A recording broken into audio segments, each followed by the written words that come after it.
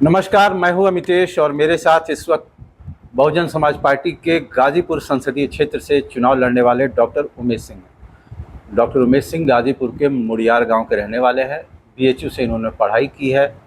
छात्र संघ चुनाव में इनकी सक्रिय भूमिका रही है और यहां तक कि यह बीएचयू में पढ़ाई करने के दौरान छात्र संघ के महामंत्री भी रहे हैं। इसके अलावा इन्होंने लॉ में डॉक्टरेट की डिग्री हासिल की है। अन्ना आंदोलन की कोर टीम के हिस्सा थे। दिल्ली में लंबे समय तक लीगल प्रैक्टिस करते रहे हैं। ये सब बातें मैंने आपको अब बता दी। अब उमेश सिंह से भी इनके बारे में जान लेते हैं और ये भी जान लेते हैं कि 2024 के लोकसभा चुनाव में किन एजेंडा के साथ, किन मुद्दों के साथ ये लोगों के बीच जाएंगे और अपने हक में वोट करने की अपील करेंगे। डॉक्टर साहब, सवाल जो है यहीं से शुरू करते हैं कि कुछ बातें मैंने आपके बारे में बता दी, कुछ ऐसी बातें जो आप चाहते हो कि हमारे दर्शक भी आपके बारे में जानें, आप उनको हमारे साथ साझा करें। देखिए, पिछले 4 दशक से जो लोग गाजीपुर की संसदीय राजनीति को चला रहे थे बारी बारी से, उन दोनों लोगों ने निहित स्वार्थ में काम किया। जनता यहाँ की बड़ी भोली भाली और इनके साथ बड़ा उन्होंने एक तरह से राजनीतिक दुष्कर्म किया है।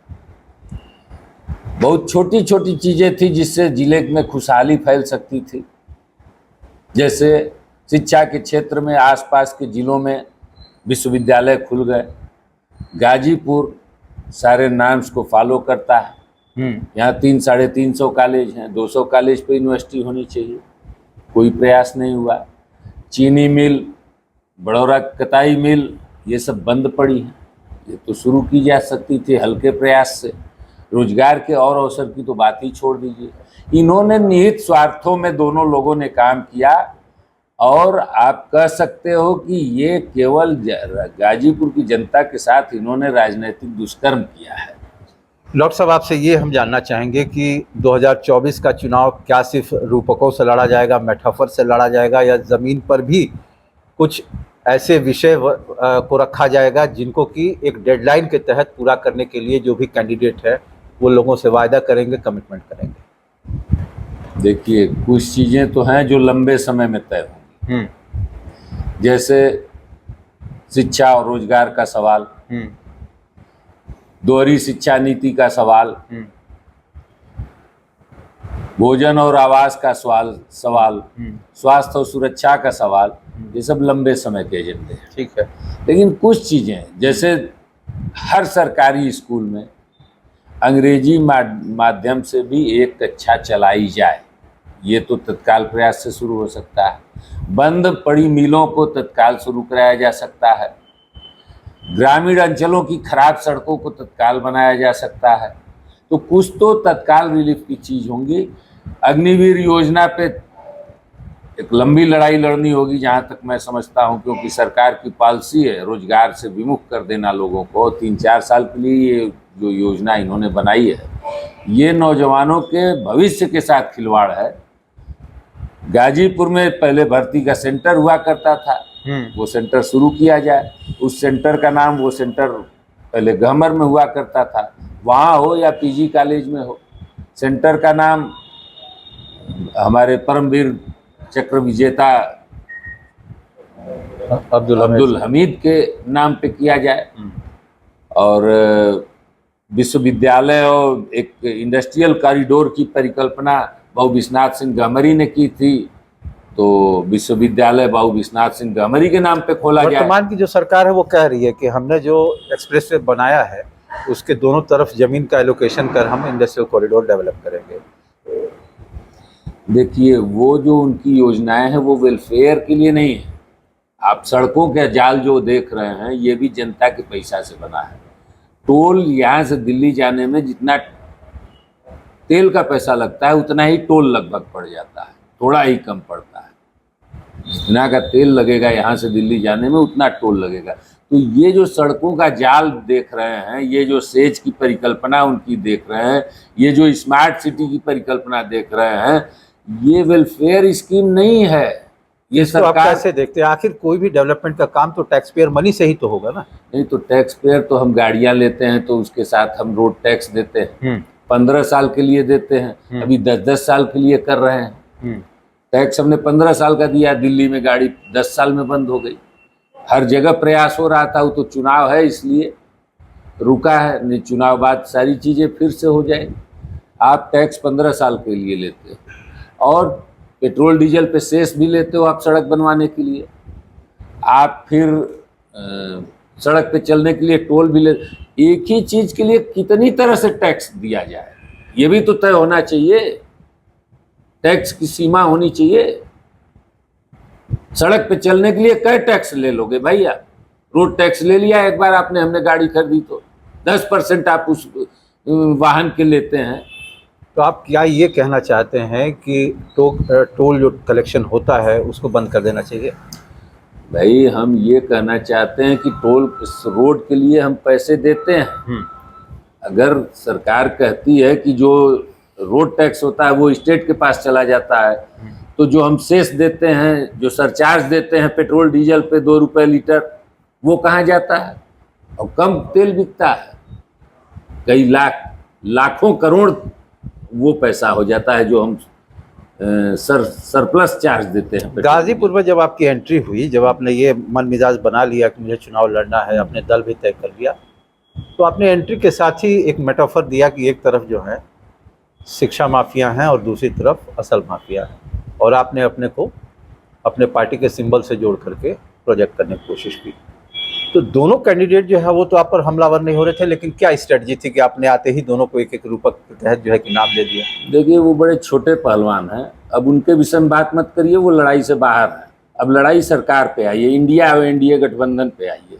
ये दोनों प्रत्याशी तो अपनी जमानत बचाने वही बहुत है, जनता इन्हें एक किनारे कर दी। हम लोग बड़े लड़वैया हैं और लड़ते रहे हैं। अब जब आप प्रत्याशी क्या सरकारों से पिछले 3 दशक से इनकी क्या है, ये तो आते ही बुझ गए। आगे बताइए। बीएसपी से अगर बात की जाए तो अफजाल अंसारी साहब छोड़ के गए, पार्टी का कोई बयान नहीं आया, लेकिन आपने आने के साथ उसको भी एक जो है कि पॉलिटिकल एजेंडा बनाने की कोशिश की, या यूँ कहें कि आपने बड़ा मुखर होकर के उस पर बयान भी दिया, और आपके बयान के बाद तमाम पार्टी और संगठन के लोगों की तरफ से भी उसका खंडन किया गया कि उनका जाना बिना बीएसपी से इस्तीफा दिए सपा में गलत है। इसको लेकर के क्या कोई सोची समझी रणनीति थी, या कि ये फिर ऐसे ही बहुत कैजुअल एक बयान था आपका? नहीं देखिए, नेता क्या है, फेस वैल्यू है, वो बिल्कुल खुला रहता है। चेहरे पे कोई दाग होगा वो दिखेगा, शरीर पे कोई दाग होगा वो कपड़ों के अंदर होगा। नेता का चरित्र बिल्कुल साफ दिखना चाहिए, वो फेस वैल्यू है। और नैतिक सामाजिक जीवन अगर आप जी रहे हैं तो नैतिक पाठ आपको पढ़ना होगा। मिनिमम लॉयल्टी जो व्यक्ति की होती है कि कम से कम अपने विषय में ये बता दे, एक मिनिमम होता है ना कि ये हमारी, भाई हम आपसे अगर कहीं वैचारिक मतभेद है तो उसे स्पष्ट कर दें। आप गुमराह किसको कर रहे हैं? तो आप रह क्यों गए बसपा में? आपने दूसरे दलों की से टिकट ले लिया केवल 2 महीने के वेतन भत्ते के लिए, तो ये तो बेशर्मी है। बीएसपी के कुछ लोग ये भी कह रहे थे कि भाई हमारे ये दायरे की बात नहीं है, सीधे बहन जी से डील होता है उनका मामला, कि वो पार्टी में रहेंगे या पार्टी से निकाले जाएंगे। अब तो आप बसपा में हैं, अब तो इसकी फंक्शनैलिटी से आप भिग हैं, क्या ये बात सही है? देखिए, मुख्य रूप से ये समझिए कि हमने उन्हें जाने दिया कि 2 महीने के वेतन भत्ता के लिए जो आदमी नैतिक रूप से गिर सकता है, जनता उसका जवाब दे देगी। और आप बार बार अब गाजीपुर के प्रत्याशियों को मेरे सामने न लाइए, वो मेरे समझ से लड़ाई से बाहर है। अब मेरी लड़ाई एनडीए और इंडिया गठबंधन की है। अब मैं बसपा को उस पोजीशन में देख रहा हूं कि बहुजन समाज पार्टी अभी देश में सबसे बड़ी पार्टी नहीं बन पा रही है, लेकिन दूसरी सबसे बड़ी पार्टी बनने जा रही है। पिछले 2 चरण के चुनाव में ये चीजें साफ हो चुकी हैं। तो हम अब उस स्थिति में पहुंच गए हैं कि हम यहाँ पूरे देश में, उत्तर प्रदेश में आधी से ज्यादा सीटें हम अकेले जीतने जा रहे हैं, और पूरे प्रदेश में हमारी संख्या उतनी ही, पूरे देश में उतनी ही और बढ़ने जा रही है। कांग्रेस और नीचे आने जा रही है। इंडिया गठबंधन की मजबूरी है, जितनी सीटें हम जीतेंगे उतनी सीट कोई पार्टी लड़ेगी भी नहीं इंडिया गठबंधन में, कांग्रेस को छोड़ दिया जाए। और कांग्रेस का हश्र ये है कि वो पिछला भी रिकॉर्ड तोड़ने जा रहे हैं। थोड़ा सिंप्लीफाई करके बातचीत कर लेते हैं। आप कह रहे हैं कि भाई उम्मीदवारों को छोड़िए, राष्ट्रीय स्तर की राजनीति पे बात करिए। आप एनडीए बनाम इंडिया गठबंधन की बात कर रहे हैं, तो आपके हिसाब से सिंगल लार्जेस्ट पार्टी कौन से होने वाली है और कौन सा अलायंस को मैंडेट या जनादेश मिलता आप देख रहे हैं? आपका असेसमेंट क्या कह रहा है? देखिए, जनता में एक परसेप्शन होता है कि जो सरकार में होता है, भले वो चाहे जिस पोजीशन में चला जाए, लेकिन एक परसेप्शन बनता है कि जो सरकार में है, जैसे कोई सिटिंग सांसद है तो परसेप्शन रहता है कि इसको टिकट फिर मिलेगा, कट जाए बात अलग है। तो एक सरकार में रहने के नाते मेरे मन में भी एक परसेप्शन है कि शायद भाजपा बड़ी पार्टी के रूप में 200 के आसपास सीटें पा सकती है, लेकिन सेकेंड लार्जेस्ट पार्टी हम होंगे। अच्छा। और उस समय इंडिया गठबंधन की मजबूरी होगी कि वो सरकार या तो बसपा की बनवावे या भाजपा की बन जाने दे। अब ये इंडिया गठबंधन को तय करना होगा। आप चूंकि कह रहे हैं कि बातचीत का दायरा और कैनवास बढ़ा करके बातचीत हो, तो एक चीज़ मैं और समझने के क्रम में और अपने दर्शकों के लिए आपसे पूछना चाहूँगा। गाजीपुर के अलावा अगर बात कर ली जाए वाराणसी की, आजमगढ़ की, तो इस पर एक से ज़्यादा बार कैंडिडेट बदले गए। तो ऐसा क्यों है? क्या कैंडिडेट के चयन के पहले जो भी पार्टी के मानक थे उसको लेकर के बहुत सूक्ष्म परीक्षण नहीं हुआ, या फिर क्या वजह आप देखते हैं क्यों इस तरीके से एक बार से ज़्यादा बार पार्टी के को ये करना पड़ा कि कैंडिडेट का नाम बदल गया? देखिए, ये हर दलों के सामने समस्या है। थोड़ी सी राजनीति का ट्रेंड अब बदलने जा रहा है। अच्छा, तो इसको आप सकारात्मक देखेंगे कि नकारात्मक देखेंगे? नहीं, ये तो समाज के लिए बहुत पॉजिटिव वैल्यू के साथ पॉलिटिक्स आगे की होने जा रहा है। अच्छा। मेरे जैसे आंदोलनकारी को अगर बहुजन समाज पार्टी ने टिकट दे दिया तो ये समझिए कि बहन जी की एक इस देश की राजनीति में एक परिवर्तन की आएंगे, उस पर भी सोशल इंजीनियरिंग पर भी बात करेंगे। पहले इसका जवाब ले लें कि जो ये कैंडिडेट बार बार रिप्लेस किए गए, इस पर आप क्या कहेंगे? देखिए, वो तो कईयों ने किए और दिक्कत यही है कि दुर्भाग्यवश कुछ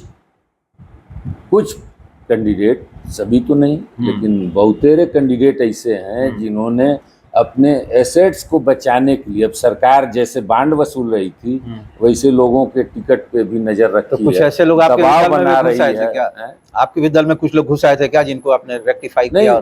दबाव बना रही है, हम किसी को रेक्टिफाई नहीं कर रहे हैं। सरकार के दबाव में, सरकार की गुंडागर्दी से कुछ लोग डर जा रहे हैं। जैसा आपने कहा कि कुछ लोग अपना एसेट बचाने के लिए चुनाव लड़ना चाहते हैं, तो ऐसे कुछ एसेट बचाने वाले आपके भी दल में आ गए थे क्या जिनको आपने परिवर्तित करके बाहर का रास्ता दिखा दिया? देखिए, आप यूं कह लीजिए कि हम तो अभी स्क्रूटनिंग वो नहीं चाहते कि उस लेवल पे हम करें। जो स्थापित चेहरे थे उन्हें ही टिकट दिया गया और हर दलों ने यही किया। भारतीय जनता पार्टी में आधे से ज्यादा कांग्रेस के लोग पहुंच गए, कांग्रेस खत्म हो गई। वैसे ही तमाम दलों में लोग इधर उधर कर रहे हैं और जो ये दलों में लोगों का आना जाना बना है, एक अभी तक टिकट मिलने की क्राइटेरिया होती थी कि आपके पास धन बल हो, बाहुबल हो, और पार्टियों ने यही किया है अभी तक। बहन जी ने कुछ प्रयोग किए हैं, जैसे सामान्य परिवारों के लोगों को भी टिकट दिया, छात्र राजनीति से जुड़े लोगों, आंदोलनकारियों को भी टिकट दिया। इसके पास संसाधन की थोड़ी कमी भी है, फिर भी लोग खड़े हैं और महसूस नहीं होता मुझे कि मेरे पास संसाधन की कमी है। हर काम। इस प्रयोग को आप सफल मान रहे हैं? हाँ, ये तो एक नया प्रयोग है। अगर इस तरह से पार्टियां सोचने लगें, और जब बहुजन समाज पार्टी जो एक राष्ट्रीय पार्टी, इसका एक व्यापक जनाधार पूरे देश में है, उसने इस ढंग के प्रयोग शुरू किए, तो ये मान लीजिए कि आने वाले दिनों में ये प्रयोग काफ़ी कारगर साबित होगा, क्योंकि सरकारें अब वो फिल्मी स्टाइल में चलने लगी हैं, दबाव बना रही हैं, लोगों को चुनाव लड़ने से रोक रही हैं, लोकतंत्र का मजाक उड़ा रही हैं, इलेक्शन कमीशन उनके फेवर में चल रहा है। ये सारी चीज़ें, घटनाक्रम चल रहा है और ये ट्रांजिशन फेज है पॉलिटिक्स का। और नई किरण जो दिख रही है वो बहुजन समाज पार्टी की तरफ से दिख रही है कि एक नया सवेरा होगा। चलिए, आप बहुत आशान्वित नोट पर अपने इस सवाल के जवाब को खत्म किया। एक बात और आपसे समझने के क्रम में मैं जानना चाहूँगा कि बीएसपी, हालांकि सोशल इंजीनियरिंग जो है बड़ा ये वेस्टर्न फिलोसॉफिकल कॉन्सेप्ट है, इसको ठीक से राजनीतिक दृष्टि से कहा जाए तो बीएसपी ने इम्प्लीमेंट करने की कोशिश की।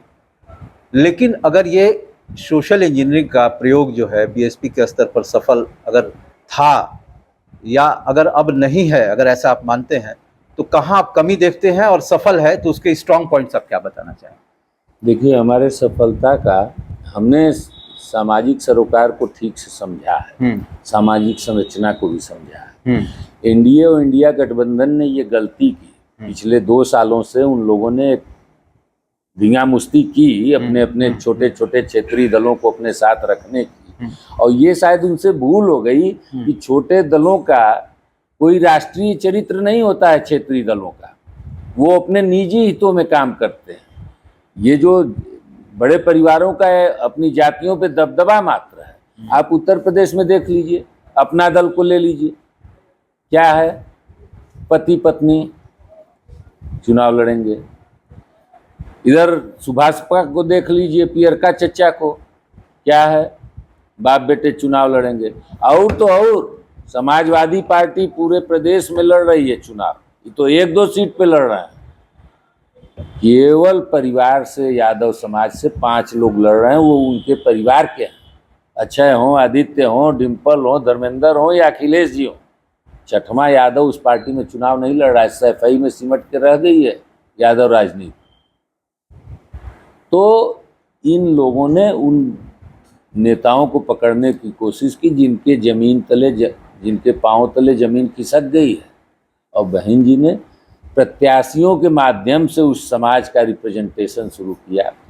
ठीक है, आप ये एक सफल प्रयोग है। चलिए, प्रयोग के स्तर पे आप इसको सफल बता रहे हैं। जैसा कि आपने कहा कि कुछ पार्टियों को आपने एलिगेशन लगाते हुए कहा कि वो एक ही परिवार के तमाम सदस्यों को लड़ा रही है और एक खास एजेंडा के तहत लड़ा रही है। एलिगेशन बहन मायावती जी पर भी लगता है कि बीएसपी जो है वो वन मैन शो है, सारे डिसीजंस वहीं आकर के फोकस हो जाते हैं। इसको लेकर के आप क्या कहेंगे? पार्टी की इंटरनल डेमोक्रेसी की अगर बात करें, आंतरिक जो पार्टी की कार्य शैली है या कार्य प्रणाली है, उसको लेकर के आप क्या कहना चाहेंगे? ये तो बदनाम करने की साजिश है। मैं गाजीपुर में पहले जिला के कार्यकर्ताओं के द्वारा रामलीला मैदान में, सभागार में प्रत्याशी घोषित किया गया। उसके बाद लखनऊ से मेरा नाम आया 17 तारीख को। 14 तारीख को यहाँ जिला कार्यकर्ताओं ने, शहर के गणमान्य व्यक्तियों ने, अध्यापकों ने, जिले के वकीलों ने, अधिवक्ता समाज ने, इन लोगों ने मिल के मुझे यहाँ से प्रत्याशी चयनित किया। उसके बाद लखनऊ से सूची आई। आप कैसे कह सकते हैं? ये वो पार्टी नहीं है जो बार बार, मतलब एक व्यक्ति गुजरात लॉबी के द्वारा अध्यक्ष भी तय कर दिए जाएंगे, टिकट भी तय कर दिया जाएगा और वहीं से सूची आ जाएगी, कार्यकर्ताओं पे थोप दिया जाएगा। जिसे आप देख रहे हैं जो रिएक्शन भारतीय जनता पार्टी में क्या है, जेब से निकाल के प्रत्याशी फेंके जाते हैं। हमारे एलजी महोदय घूम रहे हैं, प्रचार कर रहे हैं। मैं कहना नहीं चाहूँगा, उन्होंने जितना, मतलब इस जिले के जनता के साथ जितना अत्याचार किया है, वो घूम रहे हैं, उन्हें पता चल जाएगा, उन्हें देख लेने दीजिए। मुझे कोई ऑब्जेक्शन नहीं है, वो गवर्नर होके भाजपा का प्रचार करे, कमल को वोट मांगे, मांग ले, मैं आपत्ति भी नहीं करने जा रहा हूं इस पे। लेकिन रंज है नहीं, हमें ये भी रंज नहीं है, कर ले कुछ भी, कोई ताकत लगा ले, मोदी आके यहीं घूम जाए। मैं ये जानता हूं कि ये जो गुजरात लॉबी है, उनके ये नुमाइंदे हैं। बड़े बड़े स्थापित नेताओं के साथ बीजेपी ने दुर्व्यवहार किया है। जनता को तो छोड़ दीजिए, आप विजया राजे सिंधिया को उठा के देख लीजिए। शिवराज चौहान ने चुनाव जिताया है मध्य प्रदेश में, नेतृत्व में उनके चुनाव लड़ा जाता है और मुख्यमंत्री दूसरे को बना दोगे आप। अभी इस चुनाव के बाद योगी आदित्यनाथ का भी यही असर होने वाला है। अगर गुजरात लॉबी रह गई तो इसको उखाड़ फेंकना है उत्तर प्रदेश। चलिए, सवाल जवाब बहुत हुए। अंत में मैं चाहूँगा कि इस इंटरव्यू को हम इसी सवाल से ख़त्म करें। वो 3 बातें जो अगर आपको जनादेश मिलता है तो प्राथमिकता के तौर पर आप गाजीपुर की जनता के लिए करना चाहें। शिक्षा और रोजगार का सवाल, स्वास्थ्य और सुरक्षा का सवाल, भोजन और आवास का सवाल, 3 बातें हैं। तो ये थे बीएसपी कैंडिडेट उमेश सिंह, जिनसे हमने बातचीत की और उनके चुनावी एजेंडे को जानने की कोशिश की। इलेक्शन कवरेज के दौरान हम ऐसे ही अन्य उम्मीदवारों से भी आप आपको रूबरू कराएंगे।